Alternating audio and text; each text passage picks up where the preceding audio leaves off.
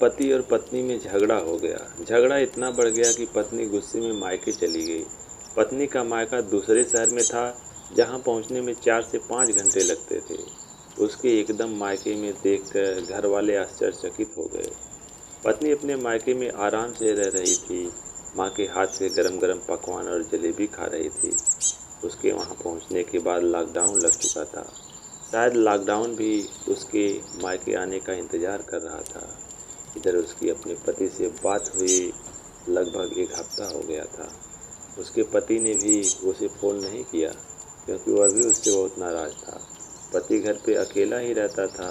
उसे जो कुछ बनाना आता उसे बना के किसी तरह अपना गुजारा कर रहा था। पत्नी को अपने पति की याद सताने लगी। अपना ही मायका उसे काटने को लगा। उसने अपने पति को फ़ोन घुमाया। जब पति ने फ़ोन नहीं उठाया तो उसे अब पति की चिंता भी सताने लगी थी। उसे उसके दिमाग में कई तरह के ख्याल आने लगे थे। वो रोने लगती। आखिर बेटी का असली घर तो ससुराल ही होता है। उसे आज खुद पे बहुत गुस्सा आ रहा था, क्योंकि उसने गुस्से में आज बहुत बड़ा कदम उठा लिया था। कुछ देर बाद उसके पति का फ़ोन आया और पत्नी ज़ोर ज़ोर से रोने लगी। पति ने कहा, अरे पगली, क्यों रो रही हो? पत्नी बोली, मुझे माफ़ कर दो, मैंने अपने गुस्से में। पति बोला, अब परेशान होने की ज़रूरत नहीं है, तुम मायके में आराम से रहो, मेरी चिंता मत करना, मैं ठीक हूँ। पत्नी बोली, मुझे आपके पास आना है, अभी इसी वक्त मुझे आपसे माफ़ी मांगनी है। मुझे एहसास हो गया है कि मैं गलत थी, अब कभी भी ऐसी गलती ना दोहराऊंगी। पति ने बोला, अभी कुछ दिन वहीं ठहरो, जैसे ही लॉकडाउन ख़त्म होगा मैं तुम्हें लेने आ जाऊंगा। और पत्नी ने फ़ोन रख दिया।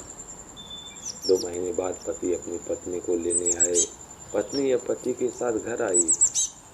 पत्नी अपने पति से नज़र नहीं मिला पा रही थी। उसने अपने झिझक में चाय में शक्कर की जगह नमक डाल दिया। वो चाय लेकर बाहर आई और एक चाय अपने पति को दी। पति ने जैसे ही चाय पी, वो एकदम गुस्से में आ गया। उसने अपनी पत्नी को चाय पीने को कहा। पत्नी ने एक ही सिप लिया। फिर क्या था? उसने कहा, मैं दूसरी चाय बना के लाती हूँ। पति ने अपनी पत्नी का हाथ पकड़ा और कहा, तुम ऐसे ही गंवार रहोगी? पर हाँ, आज की चाय भले ही मीठी नहीं है, पर नमकीन है, बिल्कुल तुम्हारी तरह, जो हर रोज़ कुछ न कुछ करती रहती है। फिर लास्ट में सॉरी बोलकर मुझे मना लिया। पर हाँ, एक बात ज़रूर बोलता हूँ, मेरी अर्धांगिनी हो तुम, हर हँसता जीवन भी तुम्हीं से है, मेरी खुशियों का गुलजार, मेरी मुस्कुराहट भी तुम्हीं से है। अब कभी न जाना मुझे यूँ छोड़ के, गुस्सा जो तुम पे करूँ मैं, प्यार भी तो तुम्हीं से है। I love you my dear.